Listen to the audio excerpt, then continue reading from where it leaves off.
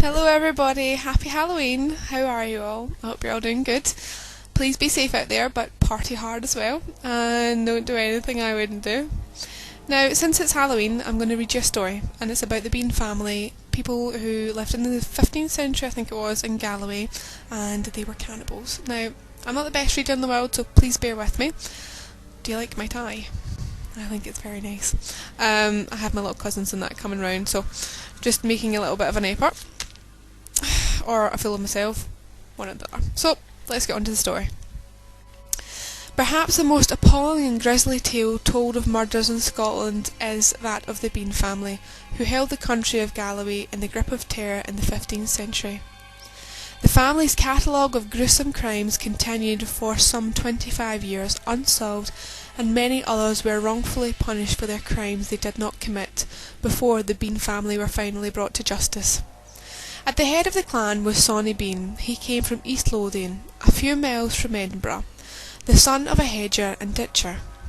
Any hopes of his father might have had for his son to follow in his profession, humble though it was, or indeed any dreams that he had for his son to take up an honest livelihood at all, were swiftly dashed when Sawney ran away from home while still in his teens.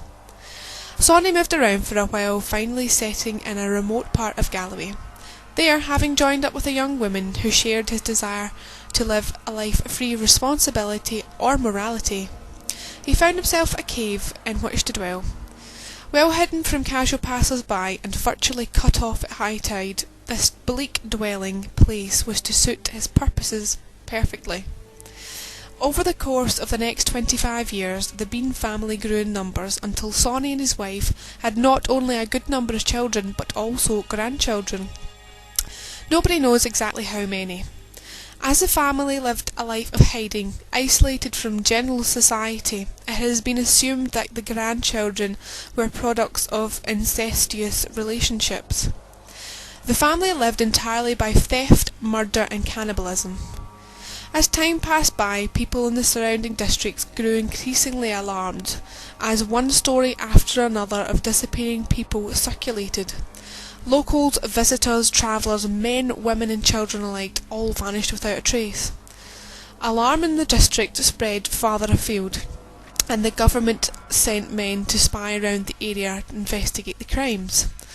Not only were people disappearing, but sometimes their butchered remains, discarded by the Beans, were found washed up in the shallows around the coast. The government spies were ferocious rather than thorough in their investigations, because many of the people who had disappeared had been travelling from one place to another. The most obvious suspect was the innkeepers. As well as the innkeepers, other travellers fell under suspicion. Anxious to get results in their searches for the person or persons responsible, the government agents worked with a zeal that bordered on a frenzy.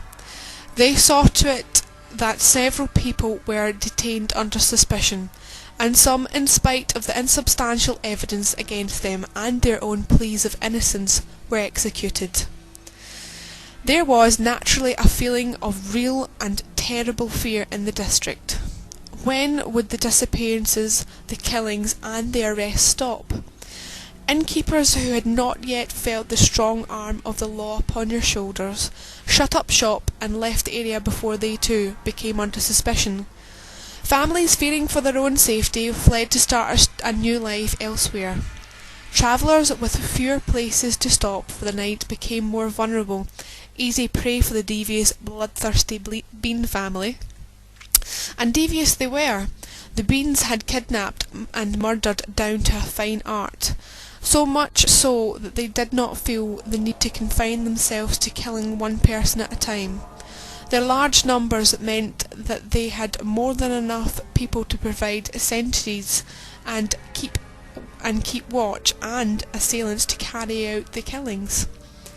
Their ghastly deeds multiplied unabated, and still no one saw anything of the perpetrators. Such was the nerve of the hideous Bean family that some of the government's own men, who had been sent to hunt them down, fell into clutches and disappeared.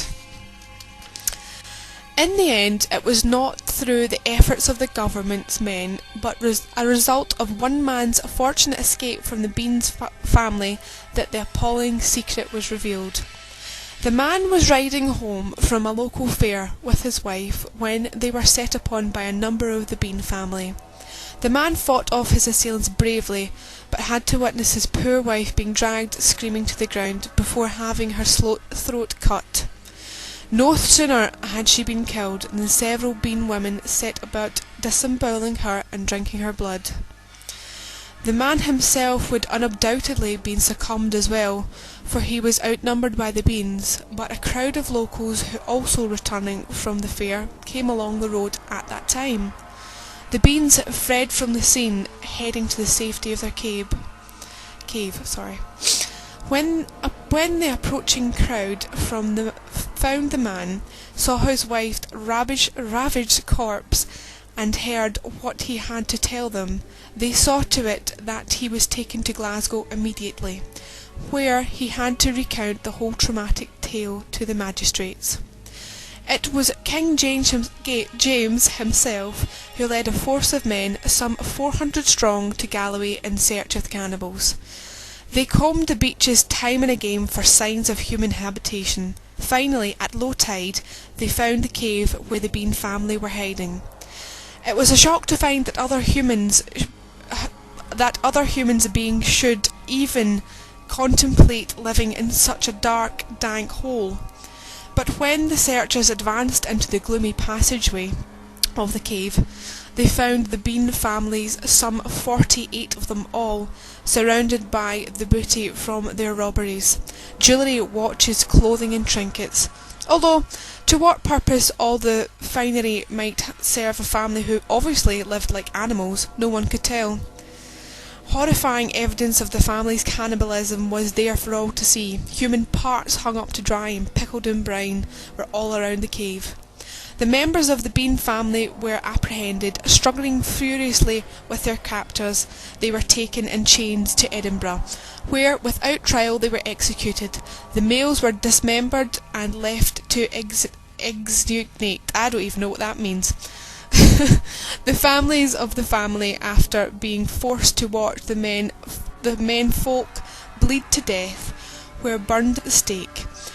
The treatment that the Beans received in the name of justice was inhumane, but it perhaps understandable given the inhumane manner in which they had lived.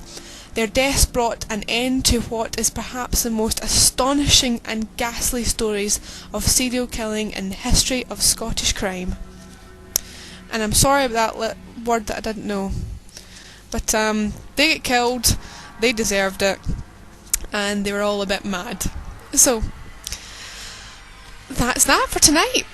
Thank you very much to everybody who stuck around and listened and didn't get bored with my ramblings. And I hope you have an amazing Halloween. And don't eat too many sweeties because they'll make you ill. I'm going to go show people my new tie now. And I'm going to go see that the pumpkin hasn't burned the house down, because if it has, then I'm in some serious trouble. So, have a good time everybody, and if you need a chat, you know where I am. Take care, and I'll speak to you all soon. Bye bye!